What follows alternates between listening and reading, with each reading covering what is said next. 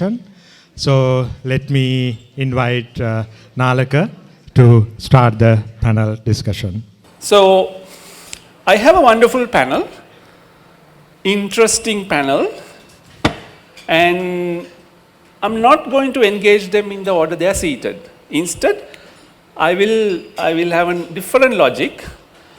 So we have, the panelists are named up here, profiles are with you. What I'll do is I'll start with the one panelist I think is closest to day-to-day newsroom reality now. I know at least two of my panelists have been in the newsroom, actually three. Suroshana also has been. So I'm going to start with Mandana Ismail Abeywickrema, who's chief editor of the Sunday Morning. So on a day-to-day basis, she grapples with this challenge. In the previous session, Kumar Lopez said, journalists are at the front line, discerning facts from the rest. And I believe, Mandana, you do this on a regular basis. Shan used to do it. So Shan Wijetunge, journalist and former director of the College of Journalism, with a background in print and broadcast journalism, used to do it on a regular basis. But now he's moved on to training the next generation. And then Suroshana Iranga used to work, I understand from his LinkedIn profile, used to work at SLBC, the state broadcaster. But now he's Assistant Press Commissioner, Sri Lanka Press Council, the regulator for the print media. Then we have Milinda Rajapaksha. He's labeled here as the former Additional Director General, Department of Government Information. But he's many other things. He's an online influencer. He's an online influencer. He's a politician, but originally in advertising. Harid. Originally he was in advertising. So do advertisers tell you the truth? I don't know. Then we have Nirmal. Nirmal, when I saw you on this panel, I asked, what the hell is a historian doing on a panel about journalism? Then actually I remembered there is perfect logic having you. Because Philip Graham, the one-time publisher of the Washington Post, famously said, journalists write the first drafts of history.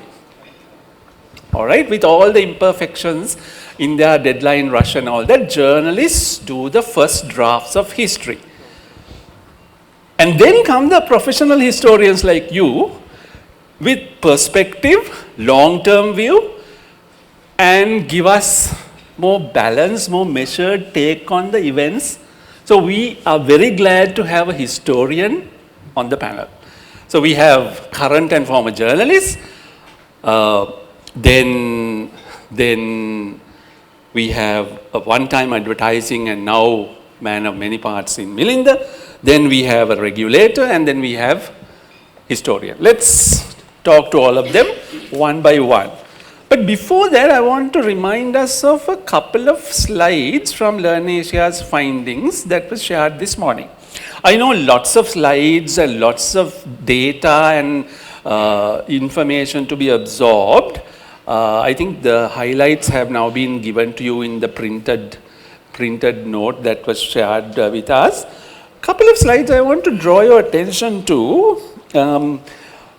which showed at least where this Sinhala language news consumer sample was concerned, right? We shouldn't interpret too much into this, but where the Sinhala language news consumer sample was concerned, and that was 1,797 of them, so let's say almost 1,800 Sinhala language news consumers in 150 Grama Niladhari divisions, believed to be nationally representative with an acceptable margin of error.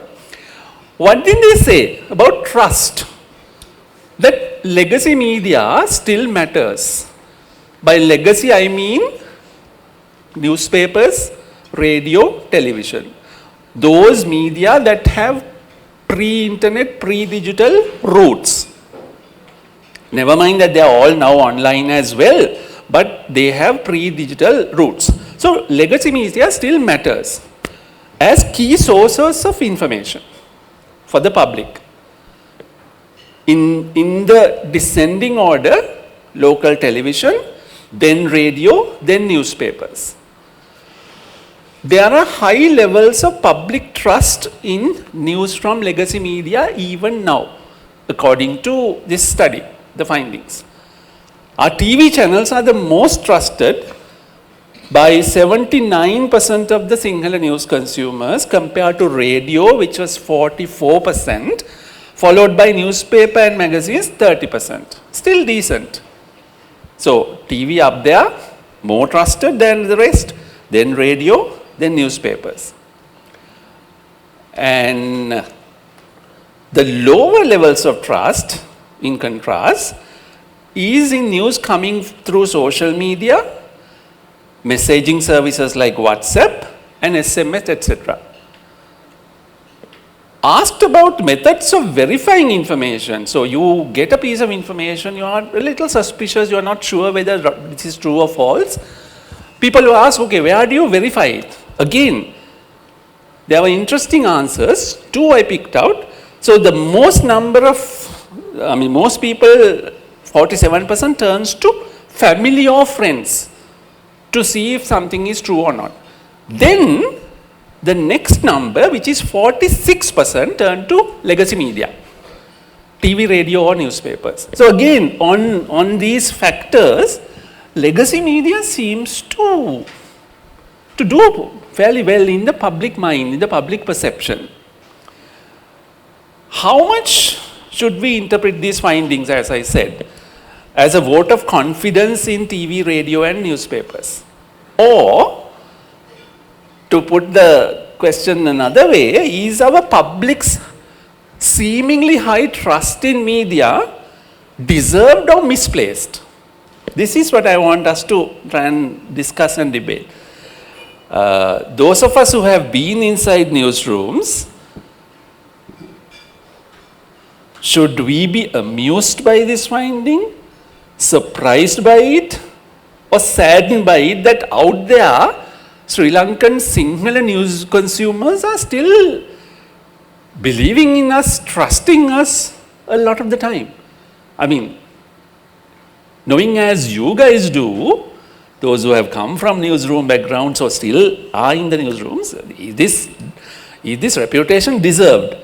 Let's talk about it. So I want to start with Mandana, actually just that. What do you make of these findings as an editor and gatekeeper? Because the word up there is gatekeeper. Basically a filter verifying information and only allowing verified information to be published and made public. So as a gatekeeper, as a current editor, what do you make of these findings? The ones I just summed up are the more interesting ones for our topic. Do you see, for example, that I know you do this, but do other Sri Lankan editors do enough gatekeeping anymore? Your opening remark can be on this. Yes, Nalaka, thank you very much. And I thank Learn Asia for giving this opportunity as well. And of course, I am not amused, but I'm very happy with the findings because as a business model also, I think it helps print media, which is, as you said, at the third place, but still a trusted source of information. Well, as to whether all newsrooms follow that principle to ensure that we play the role of gatekeepers when it comes to, like, ensuring that we do not engage in any form of misinformation, disinformation or any other form of online harm. Well, I'm someone who always says, the first thing to do is you have to be very self-critical. If we are self-critical, that is the only way we can move forward and, address the issues and move forward as an industry. So I feel that there's a doubt in that aspect. Personally, I do not think that practice is there anymore in many newsrooms purely for several reasons. It's not that it's an intentionally, it's not intentional, it's basically the growing competition. Because legacy media, as you said, is facing a huge challenge with the online media, the social media platforms and other online news that is generated. So there's a huge competition out there. So that competition has also made some of these newsrooms to kind of run with certain news items without double checking. That is where the issue starts, because if by any chance, if we look at some of the news stories that had made headlines in the past, even on electronic as well as print media, we see that there were lots of stories that have later been proved as false in a court of law. But the damage, the reputational damage such stories had caused to certain individuals, their families, have been monumental. But still, unfortunately, even after being proven to be false stories, none of the media have ever taken the time to kind of say we made a mistake, or to apologize to the people whom they have done harm to. So yes, legacy media remains a trusted source of information, because a lot of people, even in day-to-day life, if we speak to people, they will see something on maybe a social media platform like Twitter or Facebook or whatever, but they wait to see it in the mainstream news to actually know that it is actually a verified piece of information. So we have a huge responsibility as legacy media to therefore ensure that we remain, despite the competition.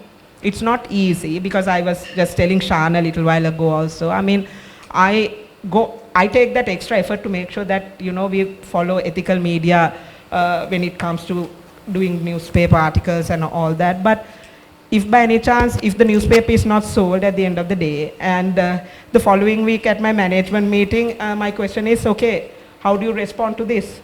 We are running at a loss. What do you do? So does it mean you have to balance gatekeeping with the market realities? Yes. How do you do that? So where do you compromise? That is the challenge, Nalaka. The challenge is basically, it's hard. It's a very hard game, but sometimes, there might be times when we might have to turn away and say, no, we are not publishing a certain story, although we know that it might capture eyeballs and it might help newspaper sales or whatever. And we have taken that decision certain times. We have said no. Yes, there will be an issue. Yes, maybe our competitor might have it, but no, on an ethical ground, no, we are not doing it. So, it's not an easy thing to do.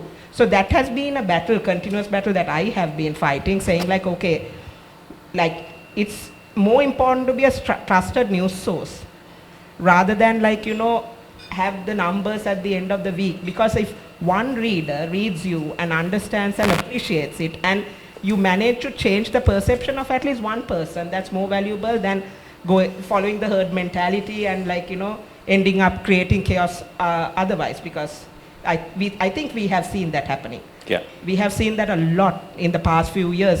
Certain instigators have even resulted in riots in some instances. Ethnic riots as well. So it's a good thing that media is actually a gatekeeper, and there's a lot weighing on the shoulders of the media, and it's no easy feat. But maybe all these challenges will also open up some opportunities, like when it comes to news gathering. Yeah. Right? Even finding fact checking partnerships, or even when it comes to sources, building trusted sources, and maybe the way forward could be by looking at these challenges and looking at them as opportunities for something new. All right, let's come back to some of those points later if we have a chance. But for now, I want to turn to Shan. Now, Shan, පත්තරවල television එකේ දීර්ඝ කාලයක් ඔබ front line එකේ හිටියා වැඩ කළා. එතකොට මේ ඇත්ත නැත්ත තෝරා ගැනීමේ අභියෝගයට ඔබ දිනපතාම මුහුණ දෙන්න ඇති. දැන් නිවුස් රූම්ස් දිහා බලනකොට ඔබ හිතනවාද මේ ගේට් කීපින් වැඩේ කාර්ය දැන් ඇති වෙන්න කරනවාද? එහෙම නැත්නම් අර වැල යන අතට මැස්ස ගහනවා වගේ දැන් ඉතින් කොහොමත් මේ එළිය ඕන තරම් බොරු ප්‍රලාප දුර්මත තියෙන හින්දා අපිත් ඔය ඒ විදිහට අනුගත වෙමු කියලා වගේ ආකල්පයක් තියෙනවා. ඔබ හිතන්නේ මොකද්ද? බොහොම ස්තුතියි මේ ආරාධනාවට ඉස්සලාම බ්ලෙන් ඒෂායතනයට ස්තුතිවන්ත වෙනවා. අතරම මේ gatekeepers කියන වචනයටම මර්ගයේ පොඩි ප්‍රශ්නයක් තියෙනවා මේ වෙනකොට whether we can call us as gatekeepers. මොකද there is a හරි blur line එකක් තියෙන gatekeepers ලයි මේ media audience එකයි අතර. ඒ කියන්නේ අතරම මේ මොකද these days my sister also produce news stories using social media. එතකොට ඉස්සර අපි නිවුස් පස්සේ ගියා ප්‍රවෘත්ති පස්සේ ගියා අපි රෑ හවස 6 වෙනකම් බලාගෙන ඉන්නවා රෑ 8 වෙනකම් 7 වෙනකම් බලාගෙන ඉන්නවා නිවුස් එකක් අහන්න නිවුස් එකක තොරතුරු ගන්න. හැබැයි දැන් මේ වෙලාවෙත් නිවුස් අපි ගාවට එනවා. අපි පස්සෙන් එනවා නිවුස්. නේද? දැන් අපි පස්සෙන් එනවා නිවුස්. අපේ මොබයිල් එකට ගියොත් ඕන වෙලාවක නිවුස් බලන්න පුළුවන්. ඉතින් එතකොට මේ තත්ත්වෙත් එක්ක නාලක අහපු ප්‍රශ්නේ ඉතාමත් වැදගත් නාලක දැනට මාධ්‍ය ආයතනවල මේ ලැබෙන තොරතුරු මොකද දැන් ඕනෑ තරම් තොරතුරු සෝෂල් මීඩියා ගියාම දැන් උදාහරණයක් හැටියට මේ වෙනකොට යම් සිදුවීමක් වුණොත් ඒක මිනිත්තු කිහිපයක් යන ඉස්සෙල්ලා අපිට එනවා සෝෂල් මීඩියා එක හරහා. ඒතකොට ප්‍රවෘත්ති කාමරවල ඉන්න අය බලනවා මේ ප්‍රවෘත්ති ගිහිල්ලා තියෙනවා මේ ඕනෑ තරම් ඒකට අදාළ තොරතුරු තියෙනවා. ඉතින් අපිට ඕන විදිහකට මේක ගහලා දැම්මාම ඇති. ඔව් ඒ මානසිකත්වය ගැන මගේ ප්‍රශ්නයක් තියෙනවා නාලක. ඇත්තටම සමහරුන්ගේ එහෙම මානසිකත්වයක් තියෙනවා. ඔව්. ඒ කියන්නේ ඒක පිළිගන්න වෙනවා. ඒ කියන්නේ ඒ අය ඒ ප්‍රවෘත්තියේ නිවැරදි දිශානතිය, ඒකේ පසුපස තියෙන මේ කතාව. ඒතකොට ඒක trusted sources වලින් අපිට අරගෙන ඒක තවත් ඉදිරියට ගෙනියන්න පුළුවන්ද කියන එක ගැන බලන එක හරි අඩුයි. මොකද දැන් අද හවස 6ම දැන් යම් සිදුවීමක් වුණාම අද රාත්‍රී 7ටත් රාත්‍රී 10ටත් තියෙන TV channels දිහා බලපුවාමත් දකින්නේ එකම ප්‍රවෘත්තිය. අර ප්‍රවෘත්තියම තමයි ගෙනියන්නේ. ඒකේ අලුත් ඇන්ගල් එකක් අපි ඉංග්‍රීසියෙන් කියනවා වෙනත් දිශානතියක් එහෙම නැත්නම් ඒකට අලුතෙන් ඒකට වඩා තහවුරු කළ හැකි තොරතුරු අරගෙන මූලාශ්‍ර අරගෙන ඒක තහවුරු කිරීමක් වෙන්නේ නැහැ. ඉතින් ඒක මේ වගේ තියෙද්දිත් හරිම මේ සතුටුයි මේ මන්දනා කිව්වා වගේ දැන් අර ලෙගසි මීඩියා අපි කියන්නේ සාම්ප්‍රදායික මාධ්‍ය ටෙලිවිෂන් රේඩියෝ සහ පුවත්පත් ජනතාව තවදුරටත් විශ්වාස කිරීම මම හිතන්නේ මම හිතපු දෙයට වඩා ගොඩක් වෙනස් දෙයක් තමයි මේ කරලා තියෙන රිසර්ච් එකේ මම විශ්වාස කළේ මිනිස්සු සෝෂල් මීඩියා එක හරහා තමයි ඒගොල්ලන්ගේ ලැබෙන තොරතුරු තහවුරු කරගන්නේ. ඒගොල්ලෝ රූපවාහිනියවත් එහෙම නැත්නම් මම කියන්නේ සාම්ප්‍රදායික මේ පුවත් ආයතනයකින් ඒක තහවුරු කරගන්න උනන්දුවක් දක්වන්නේ නැහැ කියලා. ඒකත් කරනවා. මේ දත්ත වලින් පේන්නේ හැබැයි ඒක කරන අතරම මේ පත්‍ර රේඩියෝ ටෙලිවිෂන් වලට තාමත් වැඩි බරක් තියලා තියෙනවා කියන එක. ඔව් ඒක තමයි. ඒ බර මේ ඇත්තම දෙන්න වටිනවද? මම හිතනවා වටිනවා කියලා. මොකද මම හිතන්නේ මන්දනා ගත්තොත් තමයි කියන්න බෑනේ. නෑ කියන්න බෑ. ඔව් තමයි. ඔව් තමයි.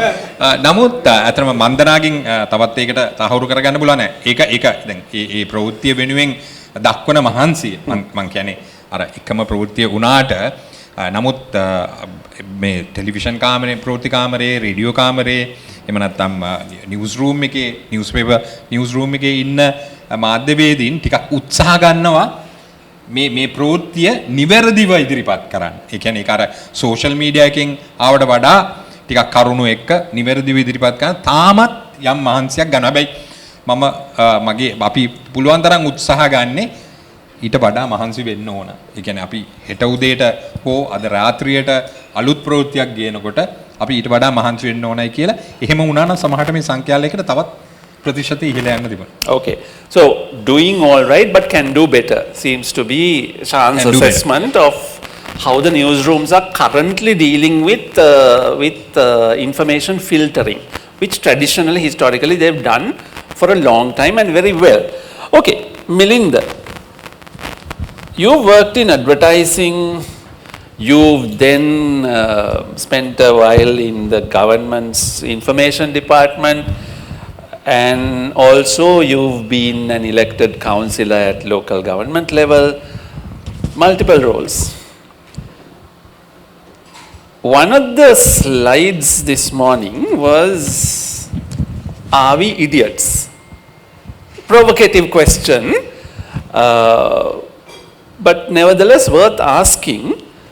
Let me rephrase it.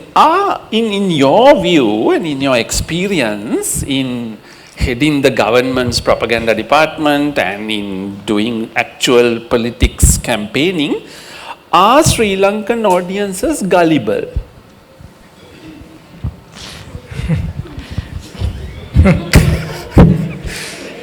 Most difficult question. I have been never asked in front of people.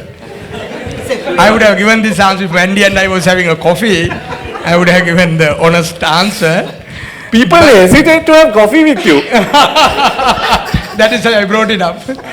So, Nalaka, I will come to that in a different way. I would like to look at it as a politician. I became the additional director general of the government information department because I was a politician. That was a political appointment. Throughout my life from the university, mostly what I have been done was politics. Even I landed in the advertising job because of the political campaigning and other work. So I look at news, the work I do, the news I consume, the channel I watch, people I follow, what kind of narrative I take out, and what kind of stories I tell others, all depend on my political beliefs. I purposely manipulate my story when I wake up, depend on the political journey I am in. That's very clear. That's how I think other politicians work too, but I'm very honest and open about that. Now in that observation, I think one thing we don't openly talk about is, I don't know whether it is relevant to this or not, but I think when we go to the newsroom in day-to-day operation today, because we work very closely with all the journalists, that's a one big part of, other than, I was telling Nalaka, other than going to funerals and weddings, one important thing politicians do is talk to journalists. And in that capacity, what I have realized after 5 o'clock or 6 o'clock in the evening, your news narrative today purely based on the ownership of the channel. Okay. That's very clear today. And today, largely, we know why I have switched to this channel when I am sitting in front of the TV. Why I watch this particular channel? Because this is the channel which keep feeding my political affiliation or my political observation or my political narrative. So today, I have never seen, growing up, we grew up watching Sinhala TV channels, listening to Sinhala radio channels. I have always read newspapers in the morning, but I have never ever my life seen this level of polarization in television channels. Today we are so polarized that from asking someone in this audience, if I ask from one of these guys, which TV channel you watch, I can tell which party you voted last time, which political affiliation you have, what kind of political thoughts you have. Even now I can tell for particular political matters what kind of opinion you have.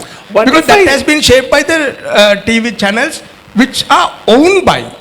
But the owners are very much linked to different political narratives. What if I say that more and more people are not loyal to a channel or a brand, they are hopping, surfing, channel surfing, or now between cable TV and online, you have, the choice is vast, if not infinite. So the viewer who was locked into this channel is perhaps a generational thing. It's less and less happening. What if I say that? Nalaka, that is for dramas. That is for musical programs. Okay. You loved one particular drama or musical program, which then you stick to that drama, or the TVs have only 3 things: dramas, music programs, then the news. That's all you can watch. The people are very much loyal to dramas and music programs. That is why as a politician I am very, very, very particular about the narratives in dramas today. Because today the drama script writers and directors are also using these drama belts for political influence. You know, that's how it works. If you don't know that, you know, that's very important information I am giving. I didn't know that, and that's an insight, Yeah, maybe that's- worth researching further, how through the entertainment pathway the public mind can and is being influenced. Yeah, it Anyway. has been done for Yeah. some time, but now it has been properly All used right. now. Okay. Now, but for news, people are very, very particular about which news channel I watch. But now when I come to what something Shan referred to, now yes, you go back to a TV channel when you see a breaking news, or when you hear something from someone, you go back to a TV channel to verify it. That is what we all have found out from most of these researchers. But how do you watch your TV channel or the TV particular news segment? From the television itself, or again from your Facebook, or again from your TikTok? That is another question. I don't know whether we have asked in this research. I think that's an important thing to find out, because when I ask from a lot of people, so this is a very important question for me in politics. I always ask, where did you get that news from? Yeah. So then they would say it is from Hiru or Derana or Sirasa. But where exactly did you watch news? Because at the time we are sitting, the news is still broadcasting. No, from Facebook.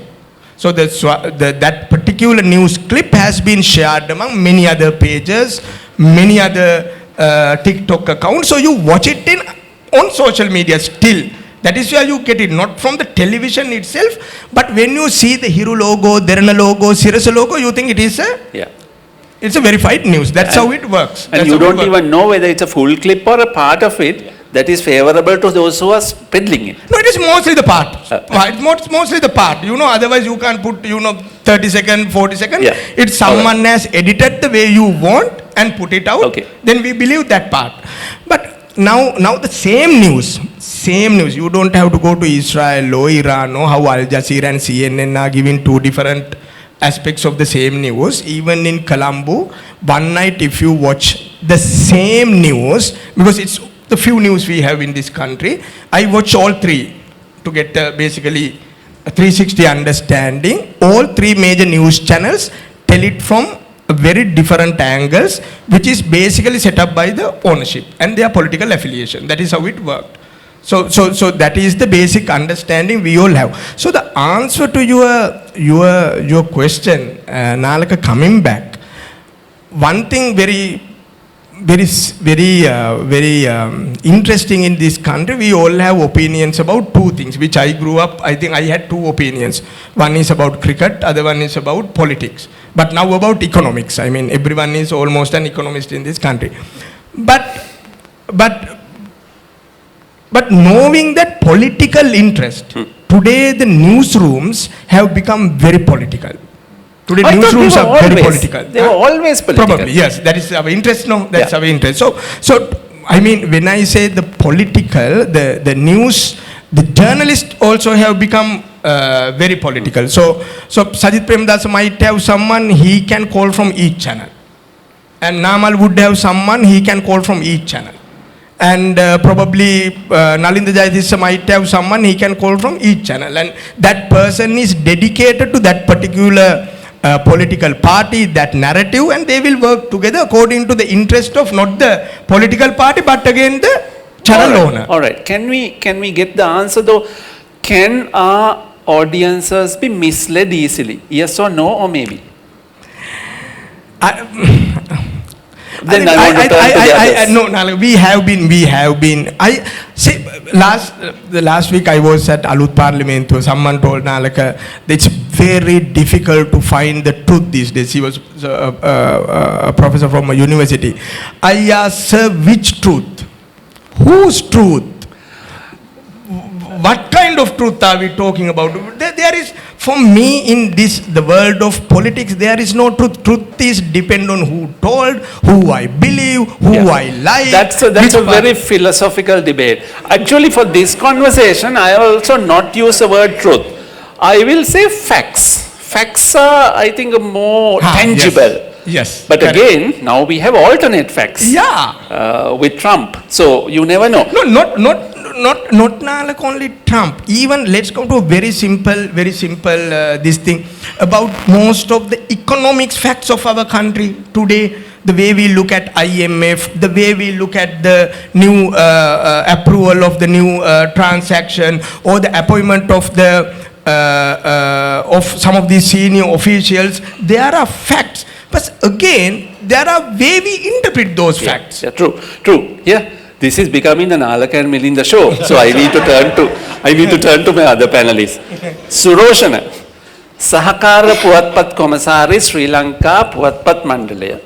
මේක තමයි මුද්‍රිත මාධ්‍ය සඳහා තියෙන නියාමන ආයතනය රාජ්‍ය ආයතනයක් පිහිටුව 1973 දී දැන් අවුරුදු 50කට වැඩි කාලයක් තිස්සේ පුවත්පත් සම්බන්ධයෙන් නියාමන බලතල තියෙනවා සෑහෙන ලොකු බලතල පවර්ස් තියෙනවා මේ පනත හරහා කොහොමද ඔබේ ආයතනය පුවත්පත් මණ්ඩලය පිළිබඳව පටන් ගත්ත දා ඉඳලම ලොකු දැඩි මතභේදයක් ආందోලනයක් තියෙනවා මේක මේ බොහොම මර්ධනකාරී යාන්ත්‍රණයක් කියලා. ඒක එසේ තිබියදී ඒක රටේ නීතිය ඒක රටේ රාජ්‍ය මහජන මුදල් වලින් පවත්වාගෙන යන ආයතනයක්.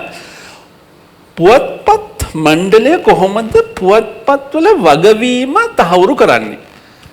අපි ඒක මේ සාකච්ඡාවට අදාළ කරගත්තොත් බොරු කියලා මිනිස්සුන්ව නොමග යවන පත්තරයක් ඔබේ ආයතනයට පුළුවන්ද දණ්ඩනයකට ලක් කරන්න කරනවද කරපුවම මොකද වෙන්නේ?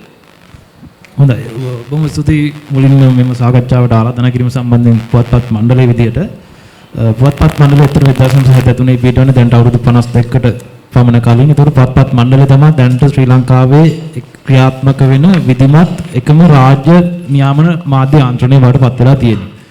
එතකොට පුවත්පත් මණ්ඩලයේ යටතට අයිති වෙනවා පුවත්පත් සහ සංගරා.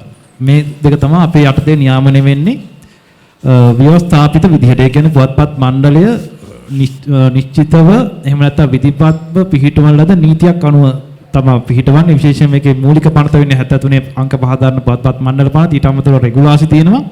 ඒ වගේම 81 පත්‍රකලා වේදින් සඳහන් වන ආචාර ධර්ම සංග්‍රහය. එතකොට ඔය නීතිය යටතේ තමයි පුවත්පත් මණ්ඩලයේ නියාමන ක්‍රියාවලිය ආවරණය වෙන්නේ. එතකොට නාලක මහත්තයා අහපු ප්‍රශ්නෙත් එක්ක පුවත්පත්වල කොහොමද වගවීම පුවත්පත් මණ්ඩලයේ ඇතුලේ සහ පුවත්පත් මණ්ඩල සම්බන්ධව ක්‍රියාත්මක වෙන්න කියන කාරණය.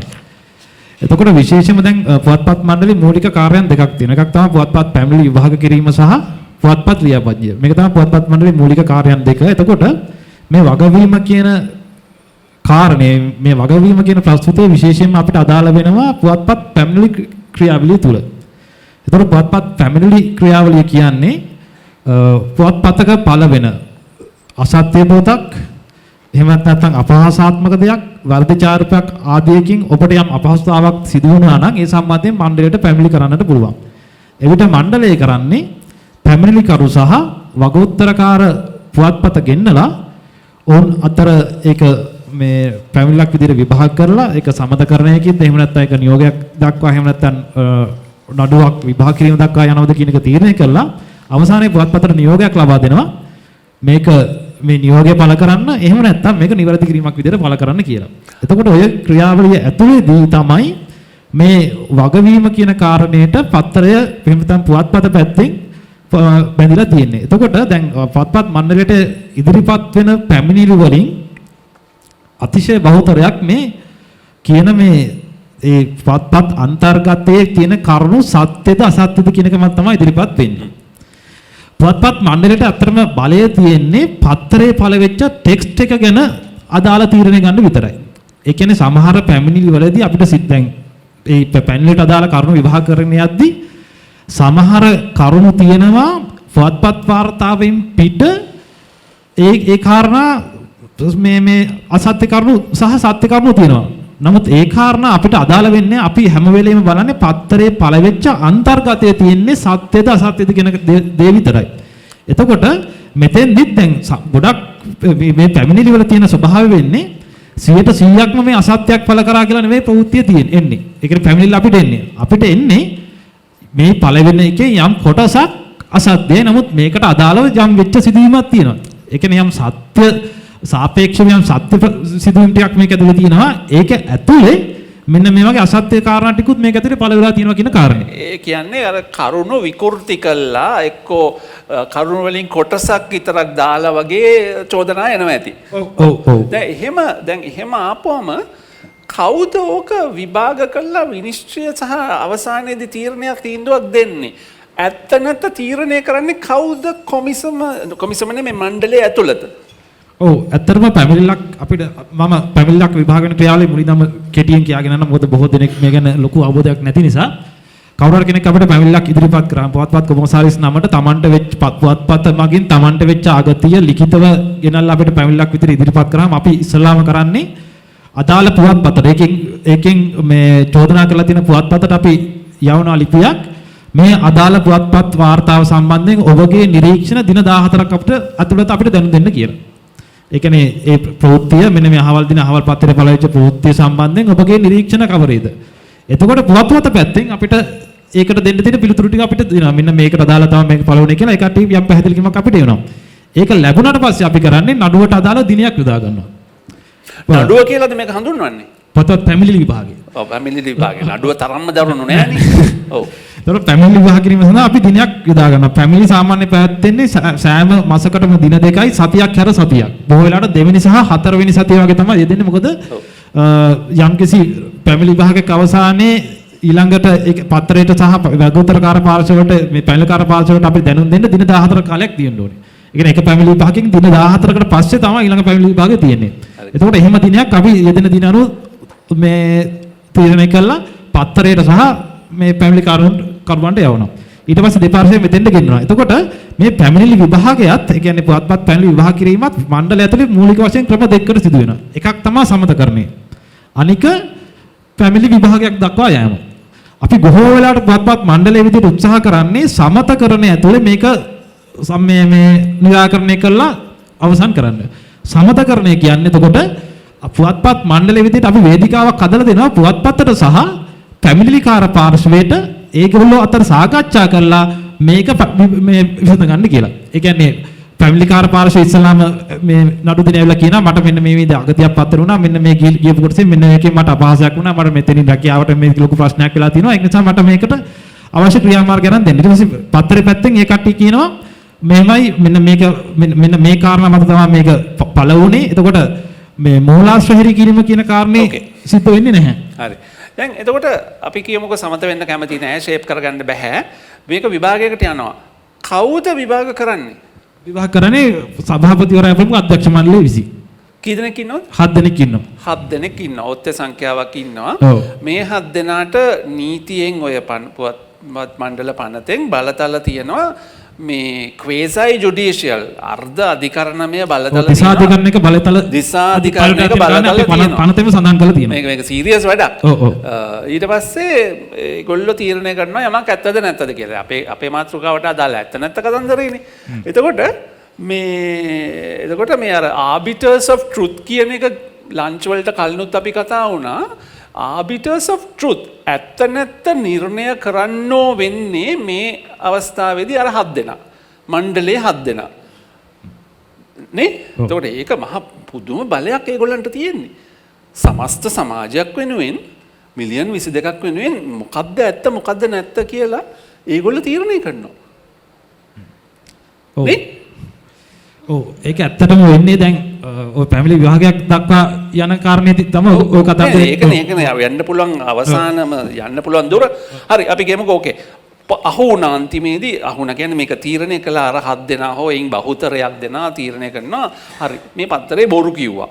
දැන් දණ්ඩනය මොකද්ද? ඔව් ඇත්තටම පුවත්පත් මණ්ඩලයේ විදියට අපි දෙන උපරිම අපි කරන දේ තමයි මේකට අදාළ නිවැරදි කිරීම පත්‍රේ පළ කරන්න. කරක්ෂන් එක සමාවයදීමක් සමාවයදීනත් කියනවද? සමාවයදීන කියන එක ඒකේ සිද්ධිය අනුව තමයි බලන්නේ. ඒක මොන මට්ටමේද තියෙන්නේ කියන කාරණේ. නමුත් අපි බහුතරයක් කියන්නේ නිවැරදි කිරීම විදියට මේක පළ කරන්න කියන කාරණේ තමයි අපි කියන්නේ. මෙන්න මේ ඒ කියන්නේ ඒක කරන්නේත් අදාළ පිටුවේම අදාළ ප්‍රමුඛතාවය දීලා කියන කාරණේ තමයි අපි කියන්නේ. පොත බලහිච්ච පිටුවේම. යා thank you මේ සුරෝෂණ මේක විස්තරාත්මක කාර්ය දාමයක් ඒ වුණාට අපිට මෙතන වෙලාව නැහැ. Let me turn to Nirmal. As I said at the beginning, the historian takes the long-term perspective. And Sri Lanka's modern-day media has been around for nearly 2 centuries. Newspapers will soon be completing 200 years in 2032. Radio broadcasting marks 100 years this year, having started in 1925. And television also has nearly 50 years history. When you, as a citizen, as a historian, when you look at these 200 years of the media's conduct, what is the report card for our legacy media on accuracy, on getting things right? What would you say? Well, I think before that I would like to comment on the initial comment about the relationship between the media, the historians and journalists. The Sure. media. So there's a very interesting relationship. I mean, in a way, so the both are doing the same, because the fundamentally what we do as historical inquirers, investigators. So, our major challenge is to the working with sources, right? Source criticism is the most challenging task for historians. So I think that's the biggest challenge for. So actually, the historians, the specificity of the historian is that you are not. So this may be perhaps different from the role of journalist. So we are not direct witnesses of the phenomena that we are, investigating, and so it's no longer there. So we are trying to understand. We are trying to find the truth of. I mean, you're discussing about the truth, and so then what we are trying to do basically is to produce the truth of something that does not exist, right? And in a way, journalists are doing the same, right? So sometimes you may be, when you go to the parliament and you observe parliamentary proceedings and report that, but most of the cases, so you are trying to inquire into things that has already gone, right? And so then, many things are coming to you through the vehicle of sources. So that's how, this whole, and so you have to, one of the biggest challenges of the sources is then, that you have to, the what sources bring you, not what happened per se, right? And so these are, fragments mixed with various interpretations and, biases, right? So that's what we also have the same problem, the historical, right? So that's the relationship between the two professions. Okay. When it comes to your question, The report card. yes, I'm pretty much interested in the history of media. That's actually partly the topic of my my master's thesis as well, which was about the nationalism, because the media, the print media, that's media that I was covering, working on late 19th century and early 20th century. That's print media was the media that existed those days. Play a major role, and so it is like this. Now, actually, when we are talking about media, so you pretend that, so you are there to, take information, weaves various things to an audience. So you are the, it's like a pipeline, You have water is somewhere, you use the medium, right? So what you need is the water in the same quality that originated from wherever, right? It cannot be contaminated, by this, the in between, right?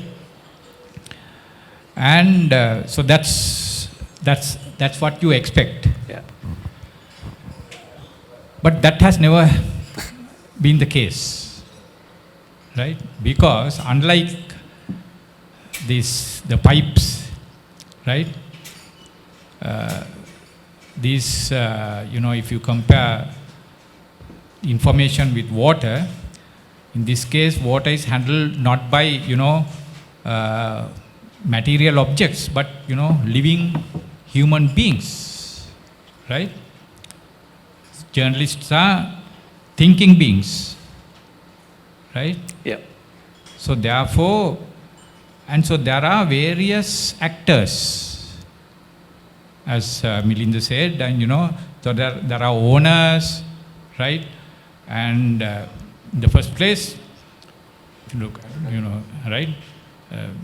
When you're talking about, Wijetunge days, and about, you have Wijetunge, you have, the editors, and, so then various, the journalists and all that, right? And so then, and even those days, so they had party affiliations, different ideological affiliations, right? So all those, this is a massive entity where there are a number of factors consisting of thinking beings, right? And then within the media agencies, you have editors, also a human being, not a robot, and also journalists, sub-editors, and journalism is my second profession, the formal, job that I did also, so I know, how it worked to a certain extent. And so therefore, this aspect has to be taken into consideration. There are two things. So this, one way say that, this, even, you said that, it's not a philosophical discussion. If I use a philosophical term, you have this ontological question, the very nature of thing, right? And another thing, there's a historical side. When you look at the historical, there's a historical evolution, right? And then, so our society, so you are talking about 2 centuries and so on, and throughout this period, our societies have gone through massive transformations. Indeed. What are these transformations? Massive increase of population. So that is very important thing. And then urbanization. Because urban population is by nature completely different from pre-urban, humans. In terms of their interest and, all kind of things. And then their expectations. What you expect. At the time of the independence, population of Sri Lanka is 7 million. Now it is more than 3 times, I think more than 22, right? And also there's a difference between the kind of population that we had at 1948 and now. And so we are educated. Educated means not, I'm talking about, so we are educated people. And also democracy. At the, at the 48, we just got universal franchise, but, we know, wonders that can be done by what, right? So these are, and this consciousness And so therefore we have to ask what we expect from information. You know, what kind of, you know, I mean, there is a massive difference between, let's say, if you compare the days of Piyadasa Sirisena's newspapers and nowadays, so there is a massive difference between, you know, of what we expect, what the media, the person who, you know, use media. So what you're saying, Nirmal, is that not only has media evolved, but the media consumer and consumers' expectations and behaviors have also evolved. Yeah, everything has evolved. Everything has evolved. So then, and also, you know, I mean, we know that, you know, in the last 20 years or so, you know, because of this device, you know, it's a major transformation has, you know, I mean, it is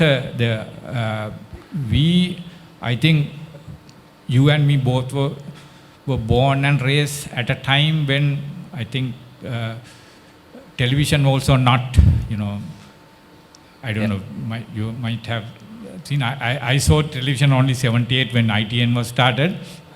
Yeah, right? Same here. Yeah, yes. So, so that's a completely different time. Yeah.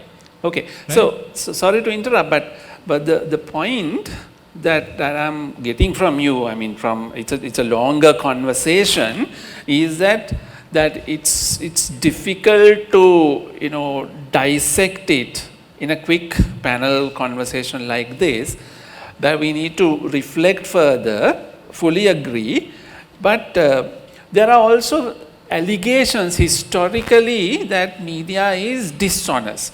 Now, the best example is Lake House, the previously private-owned and nationalized since 1973. Lake House newspapers used to be called in Sinhala, Bere Gedara Pachamola, right? The Life Factory on Bere Lake. එහෙම කියන්න හේතුවක් තිබුණා. ඒ කියන්නේ there was not just isolated random, but there was a trend in their newspapers being slanted, biased, and peddling certain narratives. ඒක ගැන කෙටියෙන් පොඩ්ඩක් කියන්න පුළුවන්. නෑ. ඔව්. ඒක හැමදාම ඒ ප්‍රශ්නේ තිබිලා තියෙනවා. ඔව්. ඔය බේර ගෙදර විතරක් නෙමෙයි. බේර ගෙදර, සමයන් ගෙදර, සල්ලි ගෙදර වගේ ගෙවල් කීපයක් තිබුණානේ. different ගෙවල්ස්.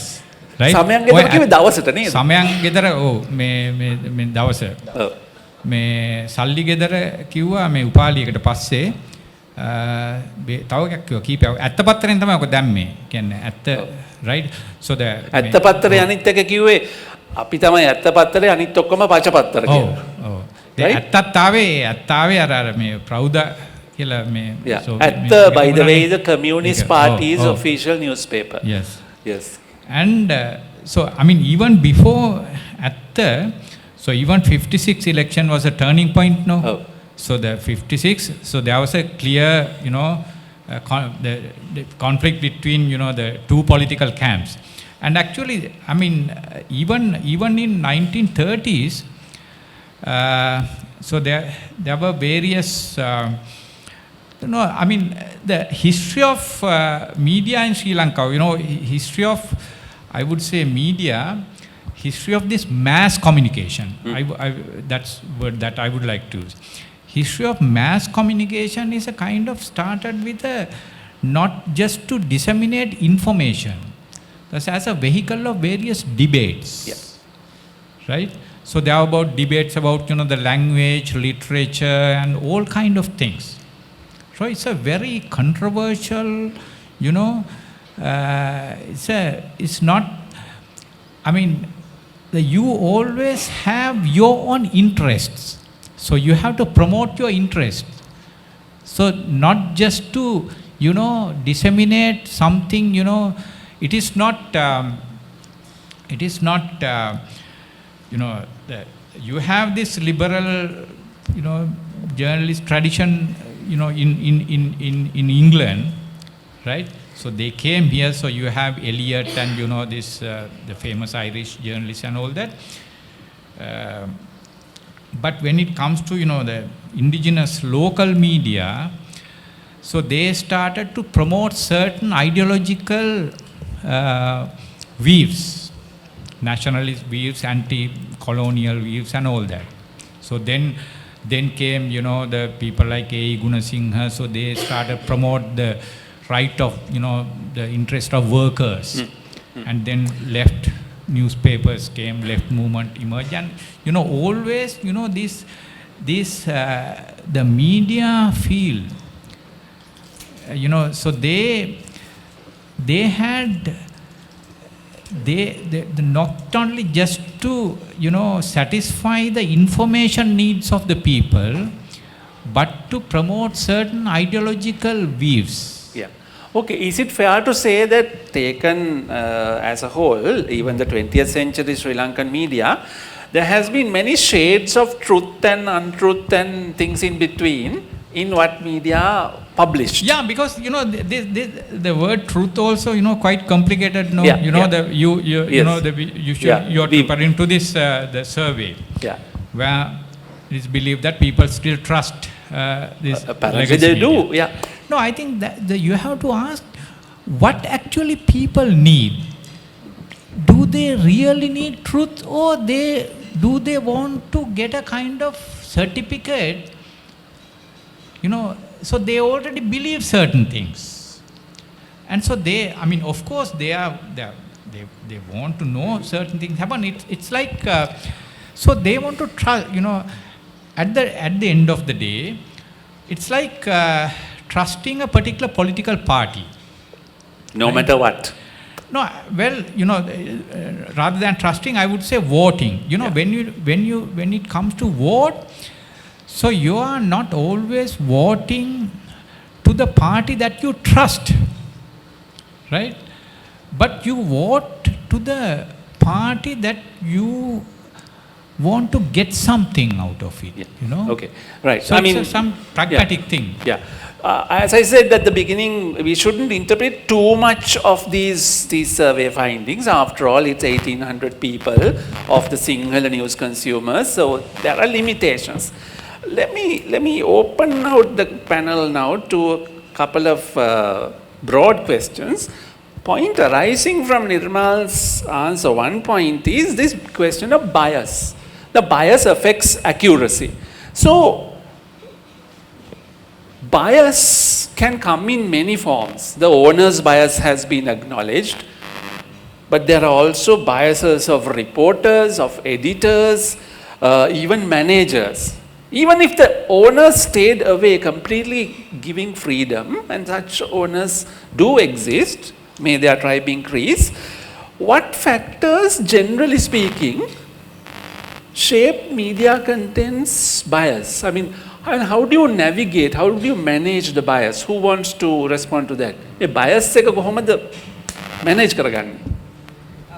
Bias it's difficult to kind of manage also, because at the end of the day everybody is human, and people have their tendencies, and reason so but then the role, that's why I always say, the minute you become a journalist, I always say you can't be you have to think of something, the bigger picture, which is why let's say now one of the main examples, that the newspaper that I work for, something that we did during the May 9th mayhem in 2000, during the economic crisis in 2022, when houses were being burnt and there was chaos there unleashed. I convened a meeting, editorial meeting, and I said, okay, now this is happening. We have to see what we should report and what we shouldn't. So then a question came like, why? Why should we we have to put the news out, that's it. I said no, right? That is already been handled by the social media platforms and all that, but we are a mainstream media and we have a greater responsibility, right? Our responsibility is not to instigate, nor to misconstrue the truth, nothing. So then after that, there was a debate, some of my journalists were like, no, but I said, I feel that we should not publish any photographs of houses being burnt or burning houses. I said, it shouldn't happen. I said we need to now try to be the conduit to kind of calm down the situation, not aggravate it.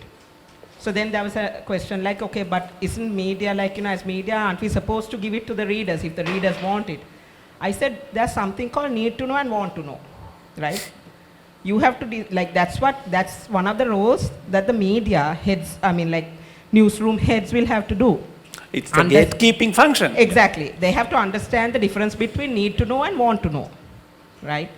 Everybody will want to know every single thing, but the need, what would a reader need to know? Yeah. Right? So we published that newspaper, and even online I said don't carry pictures of houses being burnt or any of the violence involved. Let's report it and be very unbiased. So one of the questions from one of my journalists said, how can you say that? Then I asked, okay, what exactly do you mean? I said, as editor, I'm not imposing it, which is why we are having this discussion and we are discussing this matter. No, that's not the point. I said, that's not my point. I said, okay, then what is your point? Most of the people under attack today are people who have attacked you, right? At some, in 2013, you were attacked by these people when they were in government. And today, you seem to be defending them. I said, no, it's not about defending. It is, I'm being unbiased. My personal biases are different. But when it comes to ethical reporting, I cannot bring my personal biases in. So I said, that is what we need to do. As rightfully as you said, yes, I have suffered, yes, I have had an issue. But that is not to be taken out here. That is something personal of mine. Not to take it out in the newspaper. Shan, you want to add something? Yeah. So, I have a small observation. I may be wrong, but now, I think the people's understanding or their knowledge in news have improved a lot for the past few years.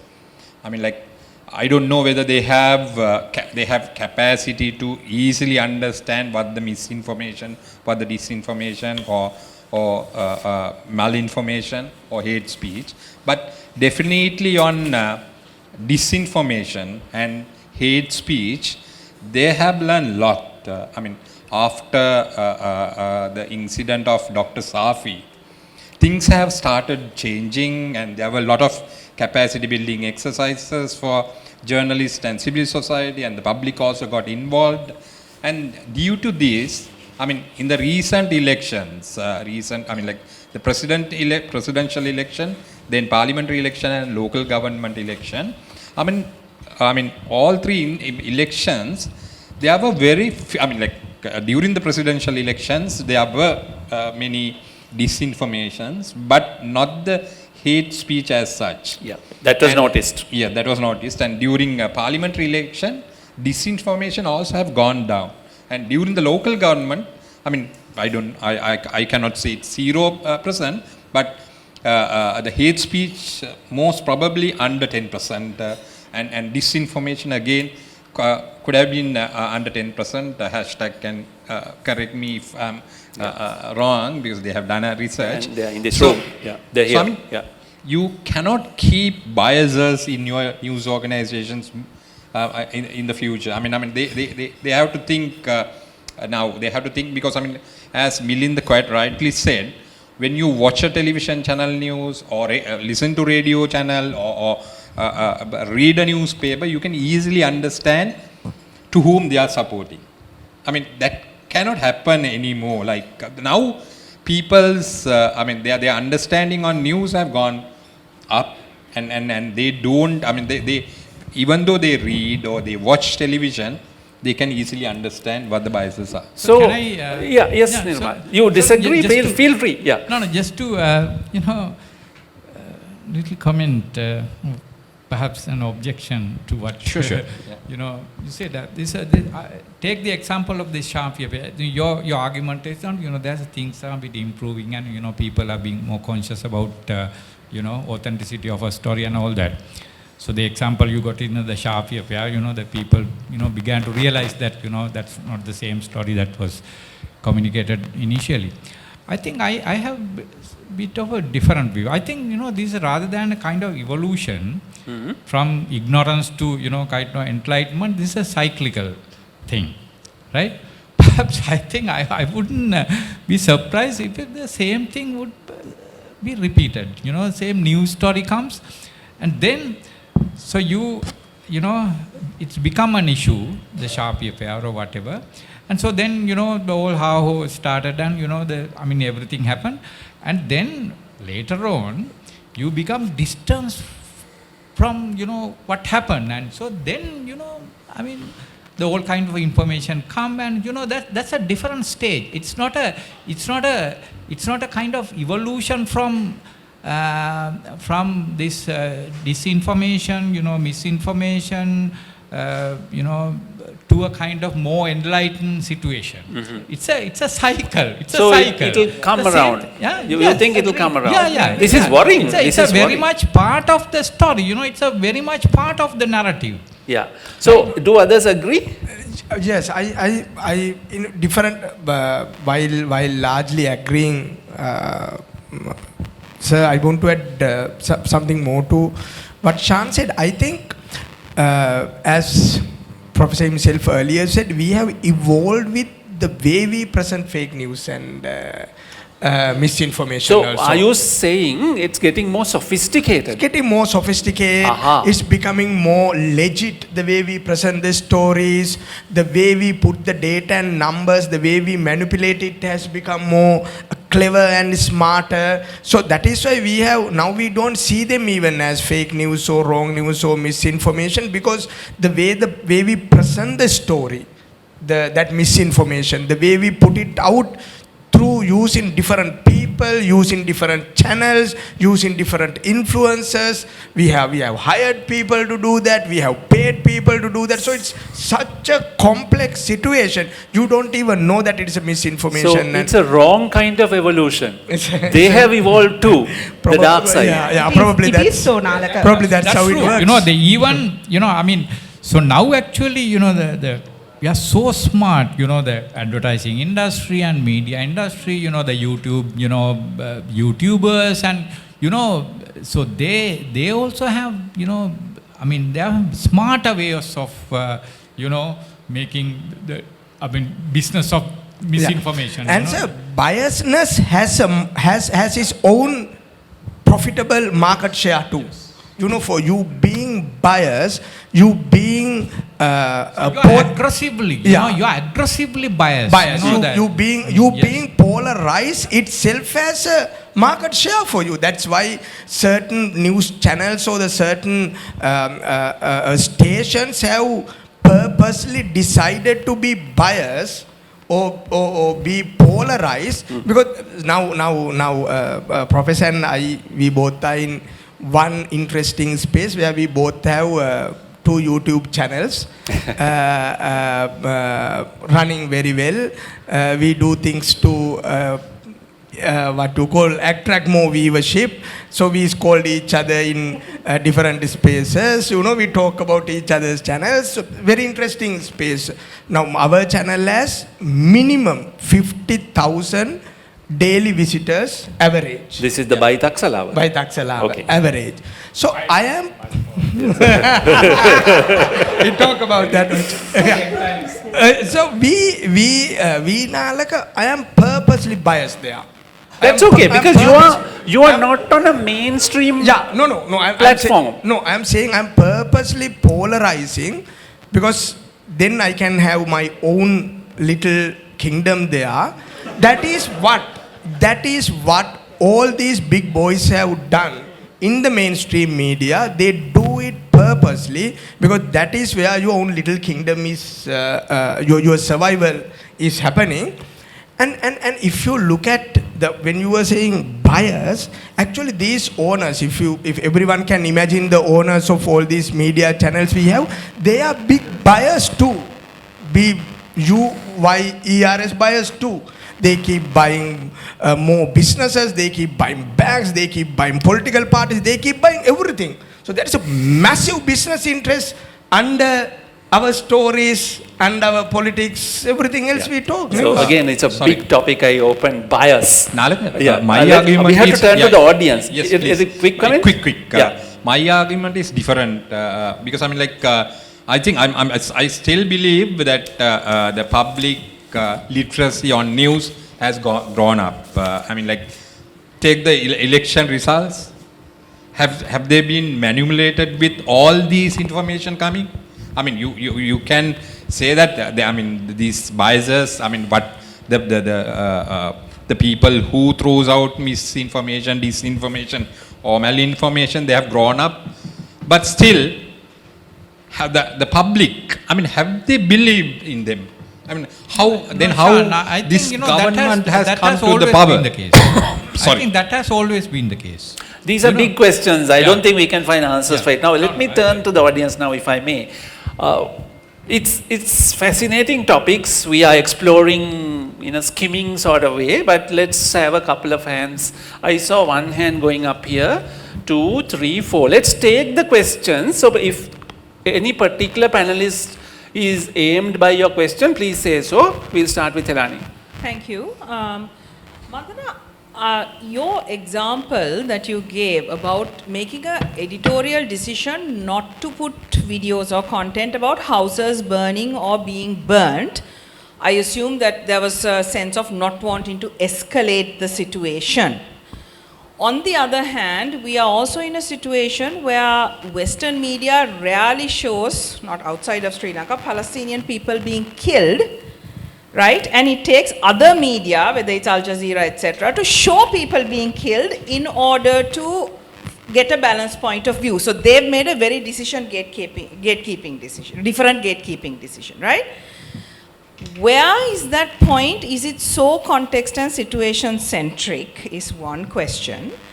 And what is this idea of, oh, I need to be balanced, so I will give the alternate viewpoint sometime. So what you see at the extreme of this is somebody talking about vaccination, but because, let's say, CNN has to also give the other side in order to net, some stupid anti-vaxxer coming and quoting some bullshit nonsense and saying vaccinations don't work, when we know 98% of the time it works. So where is that balance of, for the sake of balance, I'm going to Second question for Milinda and others at any order. Do you think there should be a difference in the way regulation, Suroshana ආගෙනුත් අහන්නේ, opinion makers ලා කියන අයයි news makers කියන අයයි අතර වෙනසක් තිබිය යුතුද කියලා අහන්නේ මේ regulations. All right. ප්‍රශ්න අපි පාක් කරලා තියාගමු. අපි තව දෙක තුනක් අරගෙන එමු. Okay? අපි මේ හරිය තව තිබුණා සම්පත්ගේ අතර ඉස්සලා ඉසුණා. ඔව් සම්පත්. over there. back there. මම ඊට කෙටියෙන් අහන්න ප්‍රශ්න දෙකක් ඇත්තටම එකක් දැන් අර නාල කිව්වාගේ මේ ඊටාම බර සත්‍ය අසත්‍ය හොයන එක ටිකක් සංකීර්ණ තත්ත්වයක් වුණා ප්‍රෙස් කවුන්සිල් එකේ හොයන ක්‍රමවේදයට පාවිච්චි කරන ටූල් එක බර ටූල් එකක් නේ. ඒකට මේ ටූල් එක ස්වාධීනයි කියලා විශ්වාස කරනවාද කියන එක පළවෙනි එක. මේ දෙවෙනි එක තමයි මේ social media, generative AI, algorithm system තියෙන ලෝකෙක gatekeepers වගේ අදහසක් අපි කොහොමද තේරුම් ගන්න පුළුවන් වෙන්නේ කියන එක ඇත්තටම. ඒ කියන්නේ gatekeeping තවදුරටත් අදාළද ප්‍රායෝගිකද? වළංගුද නැත්ද වගේ අදහසක් ඇත්තටම. When the floodgates have been opened, what's the point of gatekeeping? Good question. So please park that. We'll take one more hand at the back there. Yes, sir.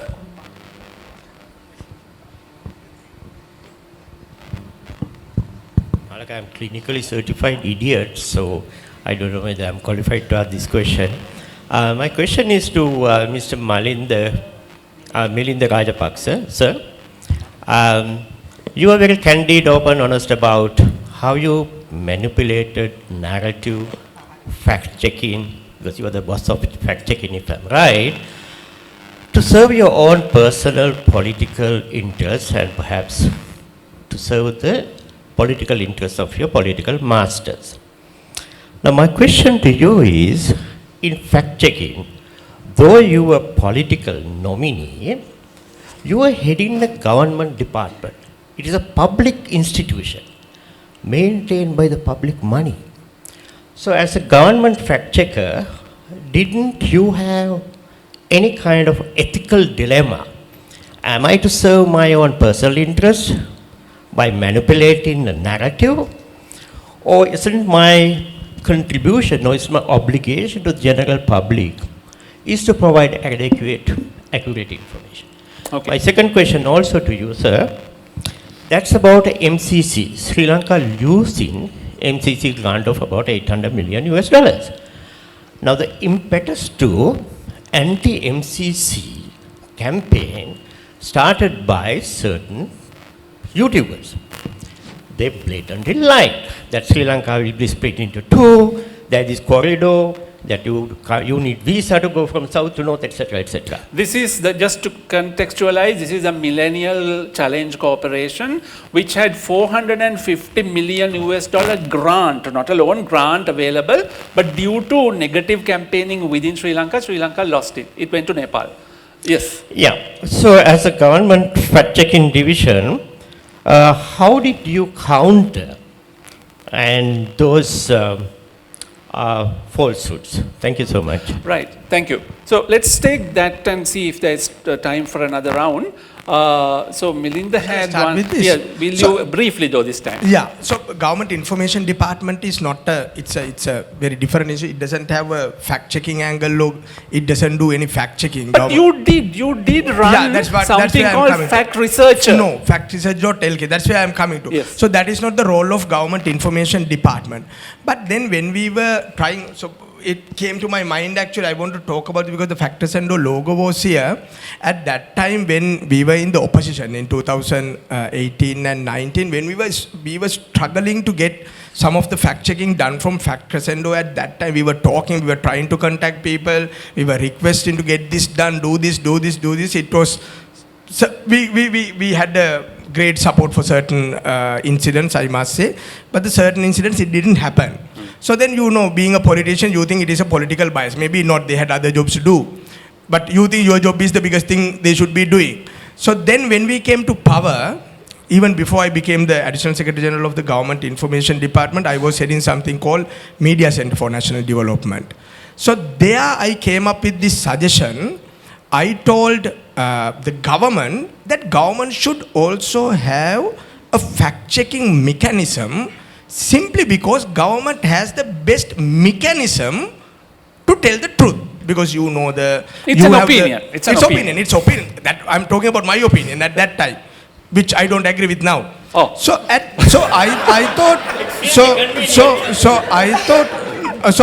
thought at that time the best thing we should be doing as the Media Center for National Development, the best thing we should be doing is we do our fact checking.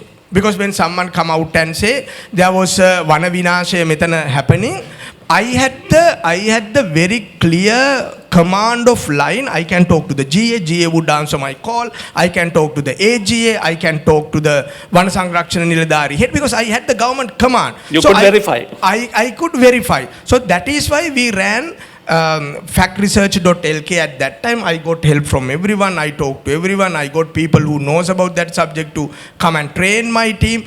But then I realized, after one point, when I learned about the fact checking, when I started understanding about the process, that this is a job of a third party. Someone else should be supporting us to do, not the government itself is doing it. Then we stop it then and there. Okay. You so know, we did it at one point and learned and change your ways. We stopped it at one point. Thank you very much. Yeah, we stopped it at one point. Right. Suroshana තිබ්බ ප්‍රශ්න දෙකක්. අපි ඒකට උත්තර දෙමුද? But the MCC question was a good MCC question, We will yeah, come you back. want to. මොනවද ඒ ගැන කළේ? ඇයි? So MCC, because I have a personal experience about this. So the complete narrative against MCC, when it started, that was a joint opposition we had. And I stood by a different camp where I thought MCC and other political and defense relationship with US should be tightened in Sri Lanka. So that is my stand even today. So that's a different, very small group within our camp, which we are again discriminated within our camp. Most of people know in politics. Okay. මතකයිනේ මේ අනුරාධපුරයට යන්න visa ගන්න වෙයි අනම්මන එක එක කතන්දර කිව්වා. I mean, complete fabrications. Yeah, so then with the support of MCC, me and Rasika Jayakodi did a series of media engagement, including a continuous radio program on Net TV to debunk these myths about MCC and other stuff. Right. But then we came to power. when we came to power, I still remember bunch of us who were in pro of this geopolitics. We wrote to Mr. Rajapaksha president at that time. We met him and we said, sir, can we work around that? Can we reverse this? And we met the US ambassador. We were trying to mediate. So by the time we came, but by the time it's gone, it's done. It's We lost it. Okay. Yeah. Thank you. Suroshana. හොඳයි මම ඉස්සලා පටන් ගන්නම් වත්පත් මණ්ඩලයේ ස්වාධීනයිද කියලා අහපු ඔව්. ප්‍රශ්නේ. ඇත්තටම නෑනේ ඉතින් ස්වාධීන වෙන්න බෑනේ ආණ්ඩුවෙන් 7 දෙනෙක් පත් කරනවා මේ කොමසාරිස්වරුන් කොහොමද ස්වාධීන වෙන්නේ? ඔව් ඇත්තටම ඒක ඉතාම වැදගත් ප්‍රශ්නයක්. මොකද වත්පත් මණ්ඩලයේ අධ්‍යක්ෂ මණ්ඩලය හරි ජනාධිපතිවරයා විසින් පත් කරනවා වසර 3ක කාලයක් සඳහා. එතකොට එක සමාජිකයෙක් වෙනවා රජයේ පොතේ අධ්‍යක්ෂ ජනරාල්වරයා. ඉතිරි මේක වලින් තමයි මේ පොතේ අධ්‍යක්ෂ ජනරාල්වරයා සමාජිකයෙක් වෙන්නේ. ඒ පැත්ත එහෙම තියෙනවා හරිය කියන්නේ කොහොමද පත් වෙන්නේ කියන කාරණා. නමුත් මම කැමති ওই ප්‍රශ්නෙට මෙන්න මේ විදිහට ප්‍රවේශයෙන් දැන් පුවත්පත් මණ්ඩලය මෑත කාලයේ ওই පුවත්පත් පැමිණිලි වලදී දීලා තියෙන නියෝග අධ්‍යයනය කරලා බැලුවොත් ওই ප්‍රශ්නේ පුවත්පත් මණ්ඩලය තියා කරලා තියෙන්නේ ස්වාධීනවද නැද්ද කියන එක හරියටම තේරුම් ගන්න පුළුවන්. මම මේකට එක උදාහරණයක් කියන්නම් මේ මෑත කාලයේ දීපු තීන්දුවක් 2024 තමයි මේ නියෝගය ප්‍රකාශපත් කරේ. මේක 2022 අරගල කාලෙදී ගෝඨාභය රාජපක්ෂ ජනාධිපතිවරයාට අයින් වෙන්න කියලා ත්‍රිනායක මහානායකතුමාගේ අත්සරින් ලිපියක් නිකුත් කරනවා. එතකොට ඒකේ මේ අස්ගිරි මහානායක හමුදුරන්ගේ යොදපු අත්සන ව්‍යාජකක් කියලා අරුණ පත්‍රය පළ කරනවා. ඊට පස්සේ හෝමල්පේ සෝබිත හමුදුරු ඒ අරුණ පත්‍රයේ කරපු ප්‍රකාශය වැරදි කියලා පුවත්පත් මණ්ඩලයට පැමිණිලි කරනවා. ඒ කියන්නේ පත්‍රේ බොරු කිව්වයි කියලා. පත්‍රයේ අසත්‍ය ප්‍රකාශයක් මේ පළ කරා කියලා. අසත්‍ය ප්‍රකාශයක් පළ කරා කියලා මේක මේ පුවත්පත් මණ්ඩලය පැමිණිලි කරනවා. ඕක අවුරුදු 1.5 2ක වගේ දීර්ඝ නඩු විභාගයක් ඕකට යනවා. ඊට පස්සේ අවසානයේ ඒකේ තීන්දුව ප්‍රකාශයටපත් වුණා. එතකොට මේ තීන්දුව ප්‍රකාරව ඕමල්පේ සෝබිත හිමියන්ට ඔප්පු කරගන්න හම්බෙන්නේ නැහැ මේක මේ පත්‍රයේ අසත්‍යයක් ප්‍රකාශයක් කරේ කියලා. ඒකට එතරම්කුත් ඒ තීන්දුව දෙන්නේ අරුණ පත්‍රයට වාසිදායක වෙන විදිහට. අරුණ පත්‍රයේ ඒ ප්‍රවෘත්තිය පළ කරන්නට කට්ටුවරයාට ලැබිලා තිබ්බ කාලය අනුව මහින්ද එළේපුරුම් මහතා තමයි කට්ටුවරයා විදිහට ඉන්නේ. පත්‍රයේ පැත්තෙන් ඒ පුවතට අදාළ කරුණු තහවුරු කරගන්න ගත හැකි සියලුම ක්‍රියාත්මක ගත කියලා තමයි නඩුවේදී ඔප්පු වුනේ. හරි. ඔව් ඒ කියන්නේ ඒක මෑත කාලයේ දීපු සාධනීය තීන්දුව. හැබැයි මේ අවුරුදු 52ක ඉතිහාසය බලපුවාම ඒක මික්ස්ඩ් report card එකක්. ඕගොල්ලන්ගේ පුවත්පත් මණ්ඩලයෙන් ඇත්ත කියපු පුවත්පත් කතුවරුන්ව ගෙනල්ලා හිටන් දඬුවම් දීලා තියෙනවා. ඇත්ත කිව්වයි කියලා. ගුණදාස ලියනගේ සහ ශ්‍රී ලංකා khනිජ තෙල් නීතිගත සංස්ථාව පිළිබඳ 1976 තීන්දුව බලන්න.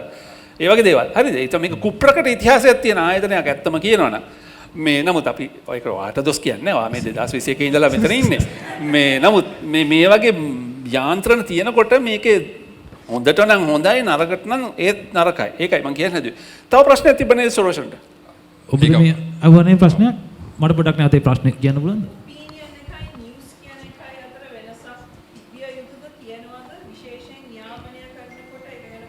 ඔව්. අනිවාර්යයෙන්ම ඔපිනියන් සහ නිවුස් මේ ගොඩනැගීම් අතර වෙනසක් තියෙනවා.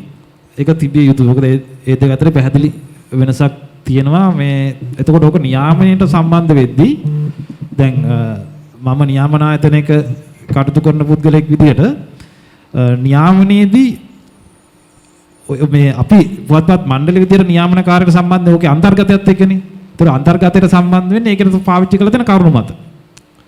එතකොට ඒක ඔපිනියන් මේකර් කෙනෙක් විදිහට ඒක අදහසක් විදිහට ඉදිරිපත් කරපු එකක්ද එහෙම නැත්නම් මේක ප්‍රවෘත්තියක් විදිහට ඉදිරිපත් එකක්ද කියන එක අපි එතෙන්දි වෙත් කරලා ගන්නෙ නැහැ. ඒක අන්තර්ගතය. චාරිත්‍රාක් වෙන්නත් පුළුවන්, නිවුස් එකක් වෙන්න පුළුවන්, විශේෂාංගයක් වෙන්න පුළුවන් ඕන එකක්. ඒ කියන්නේ අගතියටපත් වුණා කියලා කෙනෙක් පැමිණිලි කරගෙන ආවොත් ඕන එකක් පුළුවන්. ඒ පැමිණිලි බාර ගන්නවා. පුවත්පත් අන්තර්ගතයට තමයි ඒකෙදී අපි වෙන් කරන්නේ නැහැ මේක ප්‍රවෘත්තිද විශේෂාංගද තීරුලිපිද ඒවද කියලා. All right. හරි. Thank you. Mandana, may false equivalence, there was this Kailani's question, the other question was this vaxxers and anti-vaxxers being given equal airtime or space. False equivalence, no, that's what it's called. Now, is that balanced journalism? I don't think so. What's your take on this? It is it's not balanced journalism, but the thing is there's also a thing that a person might have a right of reply. Like let's say, for example, if we publish an article about vaccines and all that, and then let's say a certain pro-vaccine person slams an anti-vaxxer, right? Or slams a certain group of anti-vaxxers. So if we publish that, if the anti-vaxxers come back and say, like, you know, we have a response to it, right? I mean, then we have to give that space to them. It's their right of reply. That's So fine. I mean, that's an accepted practice, right? That of is reply. exactly. That is the accepted practice. But when it comes to, let's say, issues, we most often base those stories speaking to the relevant stakeholders like the academia, you know, I mean, we back it up with the comments so that, like, you know, we also kind of generate a factual story. And we try to minimize on the opinion, which I have, like, you know, always said, nobody wants to know what you think. Get the story out, right? So even if we use, let's say, someone's opinion, someone who's giving an opinion, I have always said, be careful of the use of language, right? Use the words claimed and alleged, right? Because it's an opinion, right? I mean, it's not factually backed or anything. And my thing is, okay, get it, you can comment, but you say, use the word alleged. Okay. Right? And because at the end of the day, it has to be something that you should be able to prove in a court of law, if at all, if there is any form of litigation against it. What I also have to say is that, like, when it comes to English media, I noticed that there's a lot of thinking that goes on in editorial processes, but the same does not, like, you know, it's a little lesser when it comes to the Sinhala and the Tamil media. And going back to one thing earlier that Shan said and Professor Nirmal also said, yes, I agree with Professor Nirmal that, you know, I mean, the fake news providers have also evolved, right? So, like, you know, I mean, it's very difficult. It's not that the literacy has increased and, like, you know, it's the answer, because why are we still, like, you know, I mean, if you look at certain social media posts, I mean, this is something that affects the north and the east mostly with regard to archaeological sites. We see certain messages generating on social media in Tamil sometimes about certain archaeological places and so on. And yeah, there are people who go from the south, right, answering such calls. I mean, we have seen that happening even this year, right? So which means there is still people who believe, you know, these stories that come on social media or even in the mainstream media, unverified stories that are not properly verified. Okay. And it also depends on how, like, you know, each news takes, like even a court case. Even a court reporting, you see different media outlets reporting it in different ways. But isn't that media pluralism? I mean, different takes on the same news development. It can be media pluralism, but the media cannot be judge and the juror, right? Agree. Thanks. සම්පත්ගේ ප්‍රශ්නයට උත්තරයක් හම්බුනේ නැහැ. මේ gate keeping එක අද දවසේ තවදුරටත් වළංගුද? ඔව් මම නම් කියන්නේ වළංගු නැහැ කියලා. මම කලින්ම මුලින්ම සඳහන් කළෙත් ඒ කියන්නේ දැන් මේ වෙනකොට අර ප්‍රවෘත්ති ලබන අය එහෙමත් නැත්නම් අපේ ග්‍රාහකයෝ ප්‍රවෘත්ති ග්‍රාහකයෝ අර ලයින් එක බින්දගෙන දැන් ඉස්සරහට අවිලා තියෙනවා. මොකද දැන් ඒගොල්ලොත් මේ නිවුස් ප්‍රොවයිඩර්ස්ලා වෙලා. ඉතින් අර ඒ වගේ මික්ස් එකක් තියෙන්නේ. නමුත් තාමත් මේ ගේට් කීපර්ස්ලාට ඒගොල්ලන්ට තියෙනව හැකියාවක් ශක්තියක් අර මේ නිවුස් ප්‍රොවයිඩර්ස්ලා හැටියට සහ ග්‍රාහකයෝ නොවන අය හැටියට මේ දෙන ප්‍රවෘත්ති විශ්වසනීයව ඒ වගේම ඒක තහවුරු කළ හැකි මූලාශ්‍ර ඇතුව ඒවා ඉදිරිපත් කරන්න. ඒක තමයි ඔවුන්ට කළ හැකි හොඳම දේ අර ගේට් කීප තත්ත්වය ආරක්ෂා කරන්න. නාලක මෙතනදී තමයි අර ප්‍රශ්නේ වැදගත් වෙන්නේ. ඔපිනියන් මේකර්ස්ලා සහ නිවුස් මේකර්ස්ලා කියන වෙනස. අද සෝෂල් මීඩියා වල YouTube එකේ Facebook එකේ ඉන්න ගොඩක් අය ඇත්තටම ඔපිනියන් මේකර්ස්ලා.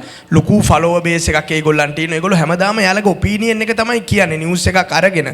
දැන් උදාහරණයක් විදිහට මේ සතියේ අපි ලොකු ප්‍රශ්නයකට මුහුණ දුන්නා. ලොකු ෆේක් නිවුස් එකක් ආණ්ඩුවේ ඉහළම මාධ්‍ය ආයතනයක ඉහළ කෙනෙක් ජනාධිපති කාර්යාලයට සම්බන්ධ කෙනෙක් මේ එයාගේ Facebook එකේ ලියුප එක ප්‍රධාන නිවුස් එකක් බවට පත් වුණා. එතකොට අපි අහපුවාම මේක ෆේක් නිවුස් එකක් මේකට මොකද කරන්නේ කියලා. එතකොට හැමෝගෙම උත්තරේ උනේ ඒක ඔපිනියන් එකක් නේ කියන එක. දැන් එතකොට කොතනද මේකේ ඉර තියෙන්නේ? කොතනද මේක නිවුස් එකක්ද ඔපිනියන් එකක්ද? එතකොට ඔපිනියන් එක විදියට ඕන කෙනෙකුට බොරුවක් කියන්න පුළුවන්ද? මොකද ඔපිනියන් එක නිසා දැන් මේවා තමයි අලුත් ඉරවල් මේකත් එක නිර්මාණය වෙලා තියෙනවා. ඔය අපේ ටෙලිවිෂන් නිවුස් කියලා කරන්නේ වොයිස් කට්ස් පෙළහරක්නේ voice cuts දාගෙන යනවා. එතෙන්දී ඒ opinions තමයි වැඩිපුර තියෙන්නේ. ඒකේ සන්දර්භය context එක හුඟක් වෙලාවට news bulletin එකෙන් දෙන්නෙත් නැහැ. එතකොට මේ voice cuts ටිකක් එක්කහුව කරලා පෙළ ගහලා හිටන් අර පැය භාගී පිරෙවුවා මේ newsද? ඇත්තටම එතන තියෙන opinions වැඩිපුර. ඉතින් ඔය වගේ දැන් සංකීර්ණතා මතුවලා තියෙනවා. අපිට තව විනාඩි කිහිපයයි තියෙන්නේ. සඳුන් අරෝෂගේ අත යනවා. Yes, හිටපු fact checker කෙනෙක්. Can I turn to you? Yes. Thank you very much. May I permit to ask in Sinhala? Yeah. I think this goes to the Mr. Dewasiri. මොකද මම හිතන එක philosophical හින්දා එතනින් පටන් ගත්තොත් හොඳයි කියලා. ඒකල කියන්නේ මම ඉගෙනගෙන තියෙන විදියට මම වැරදි වෙන්න පුළුවන්. අපි ඇහෙන් අපි බැලුවට අපි බල්ල දේ තීරණය කරන්න ඇහැ නෙමෙයි. එතකොට අපි බල්ල දේ තීරණය කරන්න අපේ මනස හරි මොළේ හරි වෙන ඉන්ද්‍රියක් විසින්. එතකොට ඒක මාධ්‍යවේදියාට පොදු කාරණයක්. එතකොට එතනදී මාධ්‍යවේදියා ඇතුළු මේ අපි කියන දැන් මාධ්‍යවේදියාත් නෙමෙයි මේ ගේට් කීපින් කරන වෙන කට්ටියක් ඉන්නවා. එතකොට මෙතන දැන් ට්‍රේනර්ස්ලාත් ගොඩක් ඉන්නවා ඉස්සරහා තියෙන ප්‍රෝග්‍රෑම්ස් වලත් මේක දැනගත් වෙන්න පුළුවන්. එතකොට අපේ තියෙන සිලබස් හරි අපේ තියෙන ට්‍රේනින් මොඩියුල්ස් වලදී මේක වෙනස් කරගන්නේ කොහොමද? මොකද අපි ලොකු අර්බුදයකට යන්නේ. මොකද අද අපි දැන් මෙතන මම ගත්තොත් මෙතන ටීවී නිවුස් රූම් වල වැඩ කරන කවුරුත් නැහැ. එතකොට අපි ඇත්තට මේ පොඩි කොටසක් ඇතුළේ මේ සාකච්ඡා කරන්නේ ටීවී නිවුස් රූම් ඇතුළේ බරපතල අර්බුදයක් තියෙනවා. පත්‍රවල සෑහෙන දුරට හොඳයි. ඒතර ප්‍රාදේශීය මාධ්‍යවේදීන්ටත් අප ලොකු ප්‍රශ්නයක් තියෙනවා. එතකොට මම දකිනවා අපි මේ කරන දේවල් වල ලොකු ඉවෝල්ව් එකක් ලොකු වෙනසක් වෙන්න ඕනේ කියලා. මොකද අපි මේකේ උත්තර හොයාගෙන යන්නේ.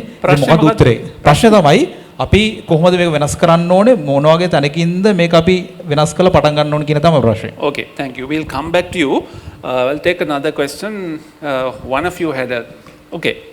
I also have one small comment about one of the things what Milinda was saying. Since it was mentioned fact crescendo, so I have to, since fact crescendo is present here, I have to answer on that.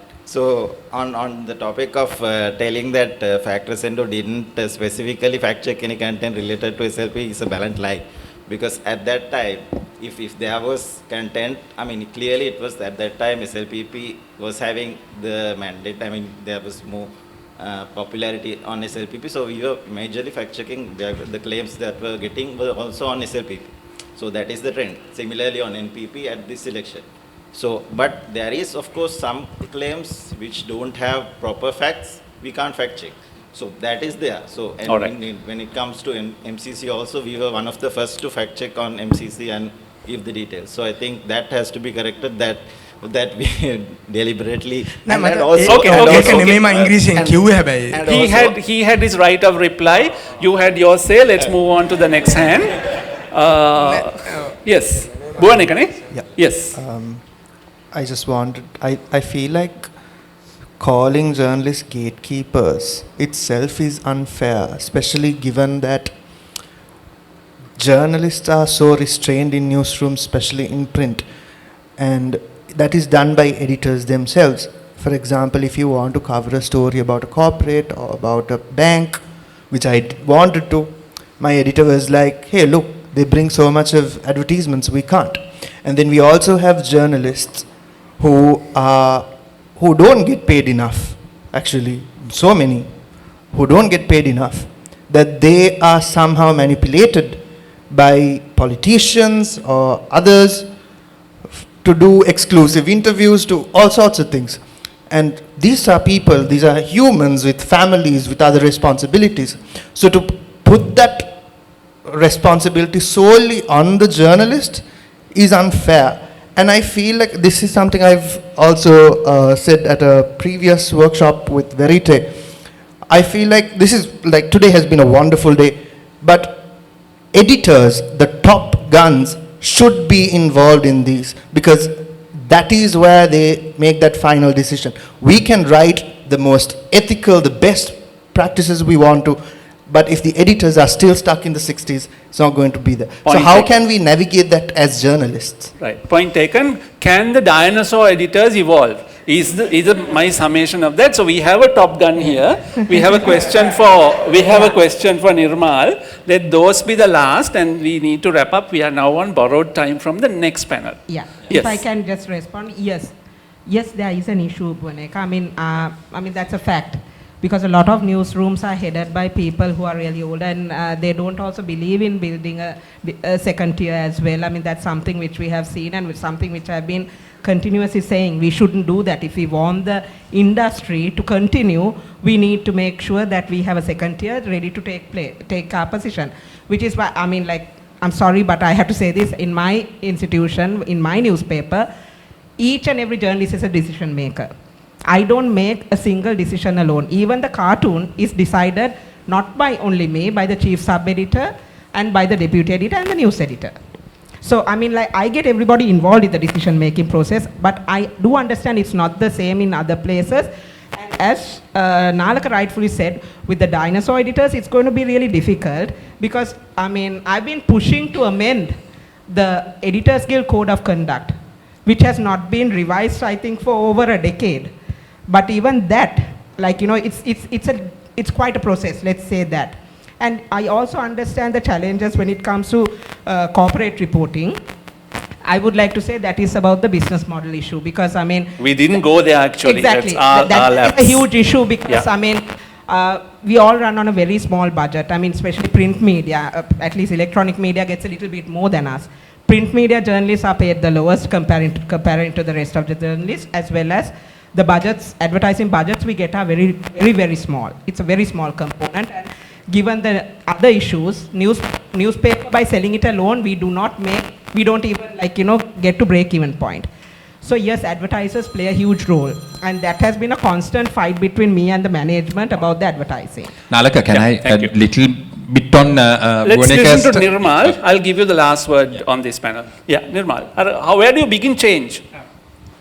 මම ඒ ප්‍රශ්නට උත්තර දුන්න මම කියන්නේ මේ අපි පටන් අපි දැන් හදන්නේ අපි අර ජර්නලිස්ට්ලාගේ පැත්තටනේ අපි යොමු වෙලා තියෙන්නේ.